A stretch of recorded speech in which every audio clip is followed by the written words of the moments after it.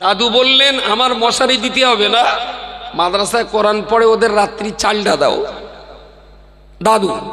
নাতি বলছে কোরআন হাদিস শেখানোর জায়গায় পয়সা দিতে হবে না, ওই টাকাতে চপ খাও, তাতে যদি পেটের দোষ হয় আমি ডাইজিন ট্যাবলেট কিনে দেবো।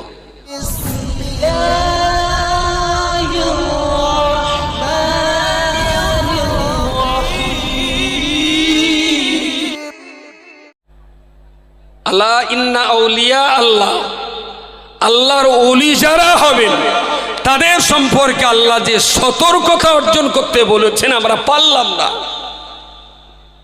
কোন জায়গাটায় পারিনি? প্রিয় শ্রোতা মণ্ডলী, মুফতি সাহেবের কাছে বহুবার আপনি শুনে থাকবেন, আমিও ছোট্ট বয়স থেকে শুনে এসেছি। ফুরফুরা শরীফের পীর কিবলা মুজাদ্দিদুজ্জামান কুতুবুল আলাম আলা হযরত আবু বকর সিদ্দিকী আল কুরাইশি রাহমাতুল্লাহ আলাইহি, উনি ফুরফুরা দরবার শরীফে রয়েছেন। বিদেশি আসাম কিংবা বাংলাদেশের কিছু মেহমান রয়েছে। বর্ষাকালে প্রচণ্ড মশার উৎপাত। ভক্ত মহব্বতের মানুষেরা বললেন, হুজুর যদি আপনি কিছু মনে না করেন, সারাদিনের কষ্ট মেহনত ছুটোছুটি দৌড়দৌড়ি করার পরে ঘরেতে একটু আরাম নেবার জন্য খালি জায়গায় মশার কামড়ে আপনি বড্ড অস্থির হয়ে পড়ছেন, হুজুর যদি অনুমতি দান করেন শিয়াখালার বাজার থেকে আপনার জন্য একটা মশারি কিনে দেব, মশারির ভিতরে বসে শুয়ে আপনি একটু আরাম করতে পারবেন। দাদা হুজুর পীর কিবলা ওই মুরিদের চেহারা পানা তাকিয়ে বললেন, বাবা আবু বকরের রক্ত দুফোঁটা যদি মশায় খায় ইসলামের কোনো ক্ষতি হবে না। আবু বকরের রক্তের ভিতরে যদি মশার রুচি আল্লাহ রেখে থাকে, সে তো আমার রক্তে তার রুচি সন্ধান করতে পারে। তুমি আমার মশার কামড়ের হাত থেকে বাঁচাবার জন্যে যে টাকা দিয়ে আমার জন্য তুমি মশারি কিনে দেবে, আমি আবু বকর তোমায় বলছি বাবা, ফুরফুরা ফাতিহিয়া মাদ্রাসাতে বাংলার কিছু গরিব এতিমদুস্থ ছেলেরা পড়াশোনা করে, আমি ওদের জিম্মাদারি নিয়েছি। ওরা এখানে কোরআনের তালিম নেবে, ওরা হাদিস শরীফের তালিম নেবে, ওরা ইসলাম বোঝার চেষ্টা করবে, গোটা বাংলায় তার ইসলাম ছড়িয়ে দেবে। বাবা আজকে রাত্রিবেলাতে ওদের কি আমি রাত্রেবেলা খেতে দেব, ওদের খাওয়া দাওয়ার দায়িত্ব তো ওসিলা হিসাবে আল্লাহ আমার ঘাড়ে চাপিয়ে দিয়েছেন। সন্ধ্যা হতে চলল, রাত্রিবেলাতে লিল্লা বোর্ডিংয়ের হোস্টেলের বাচ্চাদের খাওয়ানোর চালির ব্যবস্থা এখনো করতে পারিনি। বাবা আমি আবু বকরের মশারাত থেকে বাঁচাবার জন্যে যে টাকা দিয়ে আমার জন্য মশারি কিনে দেবে, আমার মশারির পিছনে পয়সা খরচ করতে হবে না, ওই টাকা দিয়ে বাবা আমার হোস্টেলের বাচ্চাদের রাত্রিবেলার খাবার জন্য তুমি দুটো চালির ব্যবস্থা করে দাও। আচ্ছা এইটা যদি দাদু হয়, আর নাতি বললেন যে টাকা মাদ্রাসায় দিও না, চপ কিনে খাও, কথা বলা যায়নি? দাদু বললেন আমার মশারি দিতে হবে না, মাদ্রাসায় কোরআন পড়ে ওদের রাত্রি চালটা দাও। দাদু। নাতি বলছে কোরআন হাদিস শেখানোর জায়গায় পয়সা দিতে হবে না, ওই টাকাতে চপ খাও, তাতে যদি পেটের দোষ হয় আমি ডাইজিন ট্যাবলেট কিনে দেবো। আচ্ছা দাদু আর নাতির একটু ফারাক হচ্ছে না? হয় না? দাদুর কাছ থেকে নাতি নেবেন না দাদুর কাছ থেকে নীতি নেবেন? দাদুর নাতি না দাদুর নীতি? যদি নীতির ভেতরে নাতিও পড়ে নো প্রবলেম, যদি নীতির ভেতরে খালাও পড়ে নো প্রবলেম, যদি নীতির ভেতরে দাদুর ভাইপো পড়ে নো প্রবলেম।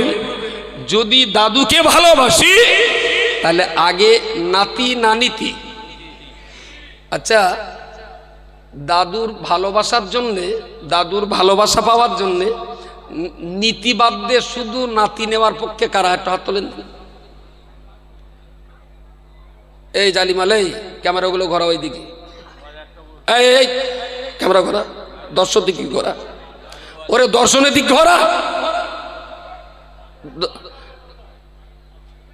এটা করে ক্যামেরাম্যান না অডিয়েন্স।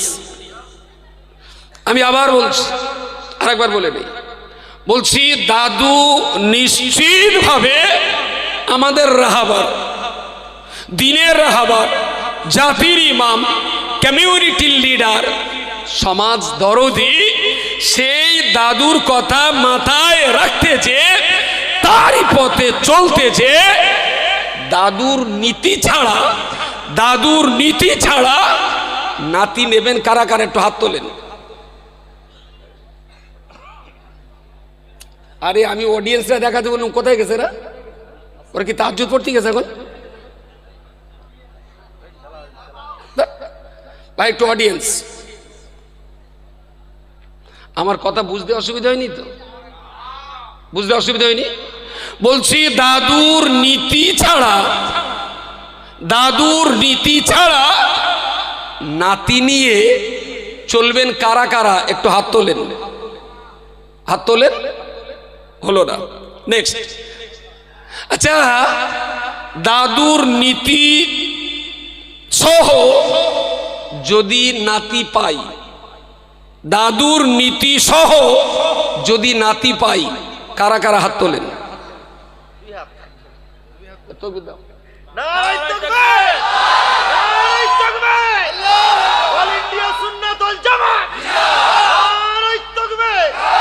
সিলসিলায়ে মুজাদ্দেদে জামাল, সিলসিলায়ে মুজাদ্দেদে জামাল আল্লামা রুহুল আমিন স্মৃতি জামিয়া রহমানিয়া, নারে তাকবীর। আতলাবান।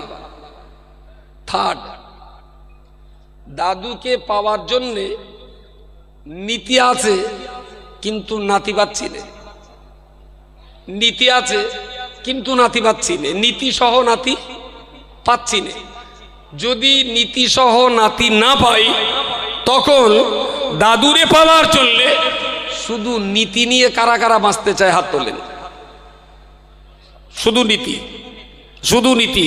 যদি নাতি পাই, নাতি সমেত নীতি। যদি নাতি আর নীতি দুটোর ভেতরে যদি নীতিটা পাই, তাতে কারা কারা হাত তোলেন? শুধু নীতির ওপরে কারা কারা? নারে তাকবীর। আদলাবাদ। শ্যাল কটা কদিন একটু চুপ করছিল, কালকে তা আবার লাগুক। অনেক সব চুপ করছিল তো, কালকে তো আবার একটু হুক্কা করুক। প্রিয় শ্রোতা মণ্ডলী, মনে রাখুন, আমি আপনাকে বলতে চাইছি, আল্লাহর বান্দা মনে রাখুন, ফুরফুরা শরীফের পীর কেবলা মুজাদ্দিদুজ্জামান কুতুবুল আলাম, তাকে যখন মশারি দেওয়ার কথা বলা হলো, উনি বললেন, না বাবা, না না, যে টাকা দিয়ে আমার মশারি কিনে দেবে, ওই টাকা দিয়ে আমার হোস্টেলের বাচ্চাদের চাল কিনে দাও। আল্লাহর বান্দা মনে রাখুন, বসিরহাটের বড় মাওলানা আল্লামা রুহুল আমিন রহমাতুল্লাহ আলাইহি কলকাতার একে আপনার পাক সার্কাসে একে ফজলুর রহমানের বাড়িতে উনি ইন্তেকাল করলেন। ফুরফুরা শরীফের মেজলা হুজুর পীর কেবলা ছুটে এলেন পার্ক সার্কাস ময়দানে, ওনার একটা জানাজা নামাজ হলো। আবার ওখান থেকে বসিরহাটের জমিনে ফিরিয়ে এনে সেখানেও একটা জানাজা হলো। যে অ্যাম্বুলেন্সে করে বড় মাওলানা রুহুল আমিনকে নিয়ে আসা হলো। অ্যাম্বুলেন্স গাড়ি বসিরহাটের দরবারে পৌঁছে গেল। হুজুরের লাশ মোবারক নিচে রাখা হলো। সেই দিনকার বাজারে সম্ভবত 10 টাকা অ্যাম্বুলেন্সের ভাড়া ছিল। হুজুরের ডেড বডি কলকাতা থেকে বসিরহাটের জমিনে চলে এসেছে। 10 টাকা অ্যাম্বুলেন্স ভাড়া দেওয়ার জন্য হুজুরের জামার পকেট সন্ধান করা হলো, বাক্সর ভিতরে খুঁজে দেখা হলো, আলমারিতে খুঁজে দেখা হলো, এখানে সেখানে খোঁজ খবর নেওয়া হলো, 10 টাকাও পাওয়া গেল না। আল্লাহর বান্দা মনে রাখুন, ভক্ত মুরিদ যারা সেদিন ছিলেন, কেউ বা চারানা, কেউ বা আটানা, কেউ বা 1 টাকা দিয়ে চাঁদা তুলে আল্লামা রুহুল আমিনের ডেড বডি বহন করা অ্যাম্বুলেন্সের ভাড়া পরিশোধ করতে হলো।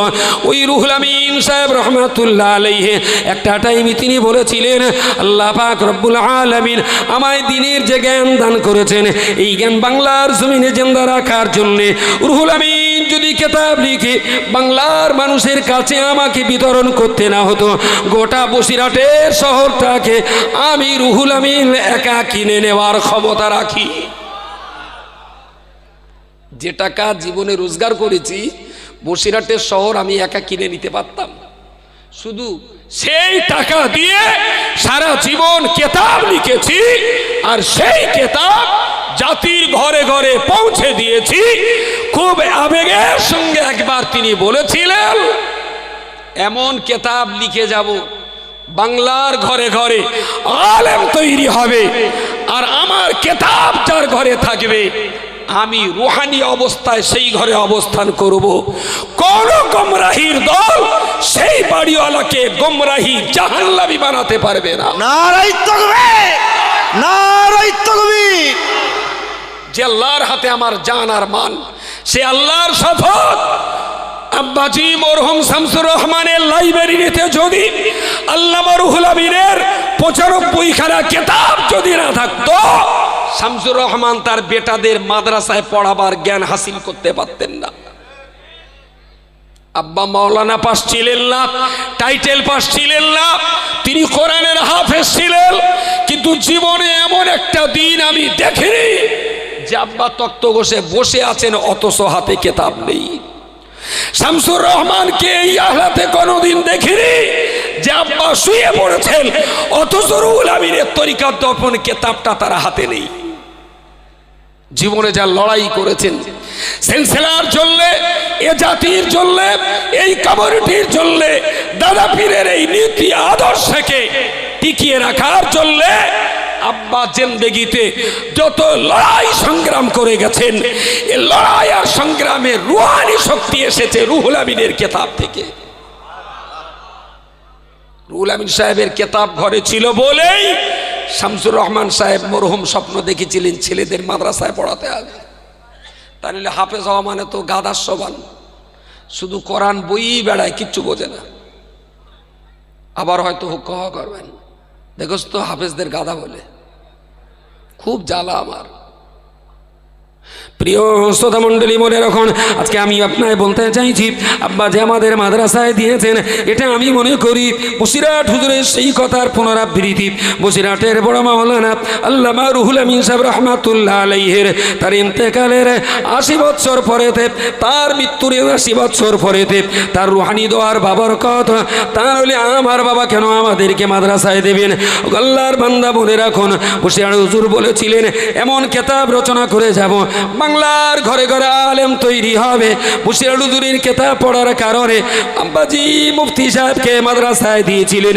বসিরহাট হুজুরের কিতাবের রুহানি দোয়ার সেই বরকতেই তার বাবা যেমন তার বেটাকে মাদ্রাসায় পড়িয়েছেন, আবার সেই বেটাটা লেখাপড়া শিখে এই যে সুন্দর বাজার বসিয়েছেন।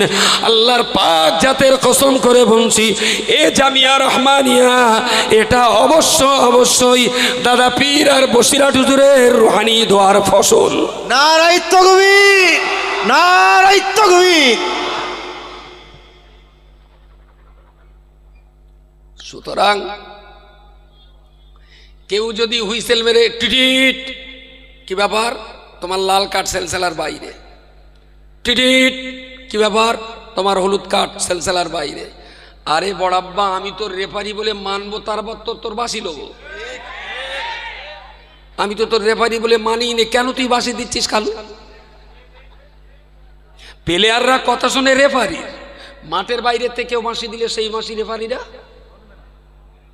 তুই কি আমার একেবারেই গান্ডু পেয়েছিস নাকি যে বাঁশি দিলি মাঠের বাইরে যাবো? সালা মাঠটা কি তোর নাকি?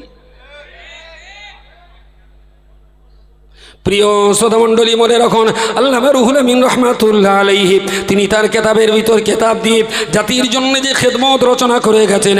আল্লামা রুহুল আমিন রহমাতুল্লাহ আলাইহি এত টাকা রোজগার করার পরেতেও তার ডেড বডি বহন করবার জন্য 10টা টাকাও তিনি রেখে ইন্তেকাল করতে পারেননি। এত টাকা রোজগার করার পরেতেও দাদা হুজুর পীর কেবলা রহমাতুল্লাহ আলাইহিকে দেওয়ার জন্য বলেছিলেন মশারি, উনি বললেন না আমার দিতে হবে না, আমার রক্ত মশায় খেলে ইসলাম ক্ষতিগ্রস্ত হবে না, কিন্তু এলমে দিন যদি চর্চা বন্ধ হয়ে যায় ইসলাম বড় হোঁচট খাবে, বড় আঘাত খাবে।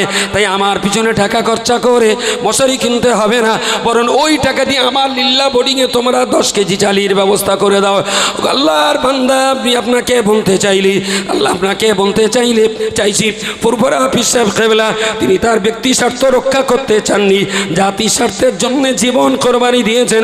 বসিরহাটের বড় মাওলানা সাহেব তিনিও তার ব্যক্তি স্বার্থ রক্ষা করতে চাননি, জাতীয় স্বার্থেই খালি হাতে কবরে চলে গেছেন। আল্লাহর বান্দা মনে রাখুন, এই দুইজন মহাপণ্ডিত আমাদের সমাজ থেকে বিদায় নিয়েছেন, কিন্তু আমরা তাদের কিতাবের ভিতরে, তাদের জীবনী কিতাবের ভিতরে, ফতোয়া ফরাজের কিতাবের ভিতরে আজও আমরা দাদা হুজুর বসিরহাট আল্লামা রহমাতুল্লাহ আলাইহি কিতাবের ভিতরে জ্ঞানীর অন্তর্চক্ষু দিয়ে দাদা হুজুর বসিরহাট হুজুরকে আজও আমরা কলবের ভিতরে তাদেরকে জিন্দা দেখতে পাই। জোরে সোরে বলুন সুবহানাল্লাহ। প্রিয় শ্রোতা মণ্ডলী, তারা দিনের মেহনত করেছিলেন বলেই আজকের দিনের এই বাজার। অস্বীকার করার হিম্মত আছে কারোর? তো তারা দিনের মেহনত করেছেন বলেই এই সুযোগটুকু আমরা পেয়েছি দিনের খেদমত করার।